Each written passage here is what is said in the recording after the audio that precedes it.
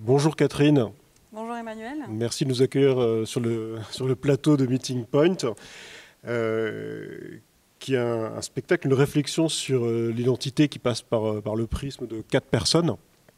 Donc un père, sa femme et leur fils, et d'une troisième personne énigmatique. Alors c'est très difficile, enfin, surtout concernant ce texte, mais est-ce que c'est possible, on va dire, de nous résumer l'intrigue de ce huis clos familial? Alors, l'intrigue, effectivement, elle est assez compliquée à résumer parce qu'en fait, on est sur sur plusieurs niveaux. Mais en gros, je pourrais dire que c'est l'histoire de retrouvailles et de trouvailles, c'est-à-dire les retrouvailles entre un mari et une femme, et sa femme, et où la femme et son mari, qui n'habitent pas ensemble et qui ont pour habitude, pour tradition, de se retrouver justement dans cette maison de famille. Où ils peuvent vivre vraiment leur histoire d'amour, leur histoire personnelle.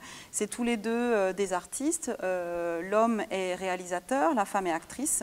Et cet endroit-là où ils se retrouvent, c'est effectivement le socle de leur histoire d'amour. Vient le fils, qu'il retrouve aussi, hein, qu'il n'habite pas avec lui. On apprend aussi au fur et à mesure de la pièce qu'ils n'ont pas élevé non plus ce fils. Ce fils a vraiment été élevé par la grand-mère dans cette maison.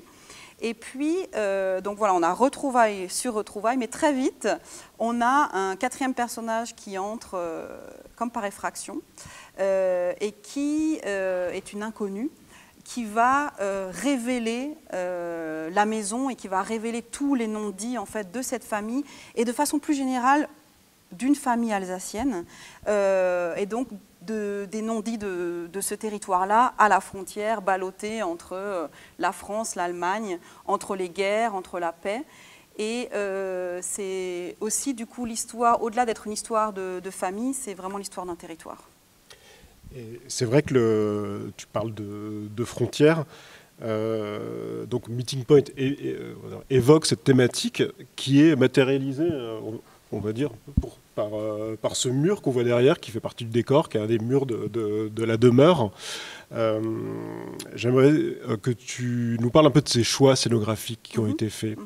Effectivement, le thème de la frontière, il est omniprésent dans le texte et aussi dans la mise en scène. La frontière, effectivement, veut dire géographique, entre la France et l'Allemagne. Donc on est à chaque fois à cheval dans les biographies sur un pays et sur un autre. Et aussi la frontière entre réalité et fiction. Comme on a affaire aux deux personnages principaux qui font des films, donc qui sont, comment dire, experts de la fiction, on a très souvent une frontière très poreuse entre les personnages, les figures et voire même les comédiens qui incarnent tout ça. Parce que ce qui est important à préciser, c'est que ce texte a vraiment été écrit pour nos quatre comédiens. Donc l'autrice Dorothée Zumstein s'est vraiment inspirée d'eux en tant que personnes en dehors du plateau. Et donc pour pouvoir illustrer ou mettre en force, j'allais dire, ce thème de la frontière, on a effectivement penser à un mur qui est le symbole finalement de la frontière. Mais c'est un mur qui regorge de plein de surprises. Je ne sais pas si j'ai envie de tout dévoiler, mais c'est un mur qui nous permet de faire beaucoup de jeux de scène et de donner du sens aussi à chaque disposition dans cet espace. Parce qu'on est dans un lieu unique qui est la maison, qui est cette maison de famille. Il y a la façade d'une maison, mais ce qui est intéressant de savoir, c'est qu'est-ce qui se cache derrière la façade. Et si on creuse encore plus profond, c'est qu'est-ce qu'il y a à la cave. Ça, c'est aussi effectivement une thématique très importante dans la manière dont on a pensé la scénographie. C'est vrai qu'on a un mur, mais effectivement, on va garder le suspense, mais c'est un mur qui peut s'ouvrir, qui peut peut-être s'ouvrir. Et sur quoi s'ouvre-t-il? Et dévoiler des secrets, mais ça, on n'en dira pas plus.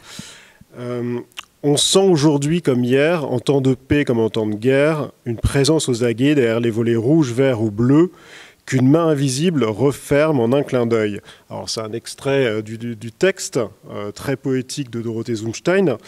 Alors tu as déjà mis en scène Molière par exemple, mais comment aborder une prose contemporaine qui est une écriture en vers? Alors, la particularité de Dorothée Zumstein aussi, c'est qu'en plus d'être autrice, c'est une traductrice de Shakespeare. Et ça, d'être passée par, finalement, d'interpréter Shakespeare, d'être passée, quand elle revêt finalement son costume shakespearien, on sent qu'à travers l'écriture de Shakespeare, elle est passée par justement le vers, mais chez Shakespeare, c'est un vers blanc, un vers libre, et un vers qui est très actif, en fait. C'est-à-dire que chaque passage à la ligne dans cette parole n'est pas seulement une tournure poétique, au contraire, c'est une tournure aussi active. Et du coup, c'est vraiment un bonheur en fait, de mettre en scène ce genre de texte, parce qu'on a à la fois une relation avec des personnages qui pensent, qui se délectent d'une langue, qui se délectent de rimes aussi, de rythme, de poésie, mais on n'en reste pas à un côté esthétique et, comment dire, du bien parler. C'est-à-dire que chaque vers, chaque mot prononcé provoque aussi quelque chose dans l'espace et fait avancer l'intrigue. Donc on a vraiment affaire à une poésie-action. D'accord, bah, merci beaucoup Catherine. En tout cas, on attend avec impatience de traverser cette cloison qui est derrière nous. Je vous y invite. Venez, ça vaut le coup. Plongez dedans.